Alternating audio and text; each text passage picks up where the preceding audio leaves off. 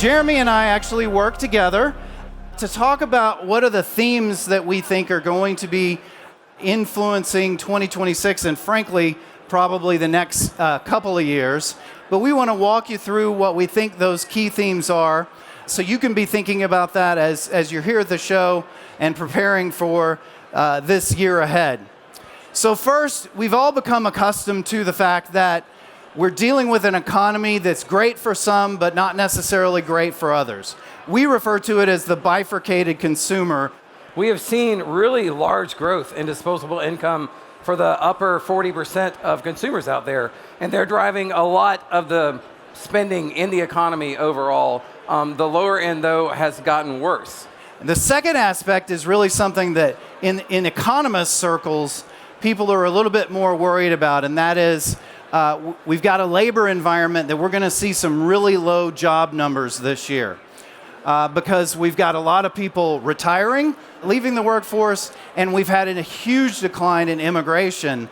Yeah, absolutely. You know, the economy can grow, typically speaking, in different ways. And the economy is still growing, but it's just not growing from labor with all the growth in technology, AI, and that. So what we're seeing is a lot more productivity gains. That's keeping the economy pretty strong, but it's not so great on the labor front.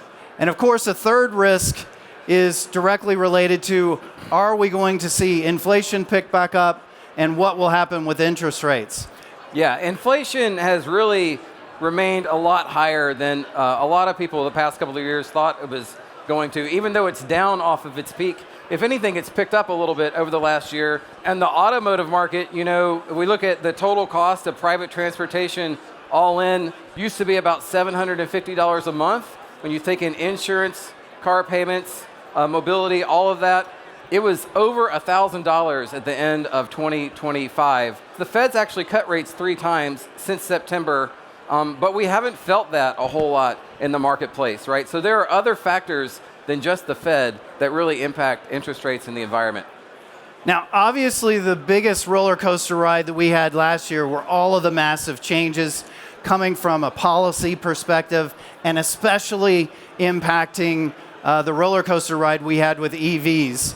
Our perspective here is really these collective changes with regulations taking off the fetters to manufacturers that they can focus on producing the vehicles that consumers actually want to buy is setting up the table that we believe is driving our forecast for the year, and that is we're going to have a little fewer EVs being produced and sold, perhaps fewer imports that are bearing more of the burden of higher tariffs, and those kind of changes are still going to be with us. So ironically, franchise dealers may see fewer EVs being delivered on the new vehicle side, but more opportunities on the used side, and we think there's real demand there because those vehicles have depreciated and really represent an opportunity to drive some really cool technology in cars.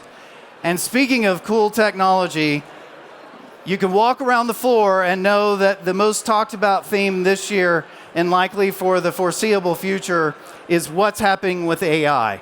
And we believe that AI is really at a major delivering results inflection point for the economy and all the investment that's going into AI, for businesses, including dealers who are seeing real productivity and consumer experience opportunities.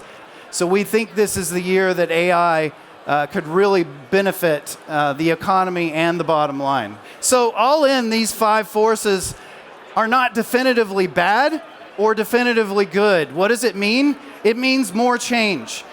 But when we put it all together, we have our forecast to share. Yep. And I'm going to let Jeremy do the honors to walk through. We don't necessarily think it's very negative overall. One of the things is that 2025 was a stronger year than a lot of people thought initially it was going to be. And so it's kind of that comparison when we think about a little bit of a slower economy, a little bit less labor out there, that vehicle demand, those incentives on EVs, that actually helped new vehicle SAR rates also. That's not there this year. So that's going to pull down overall retail sales a little bit as well. I will reinforce that the view behind this is that manufacturers are making decisions that cause the market to be more supply constrained.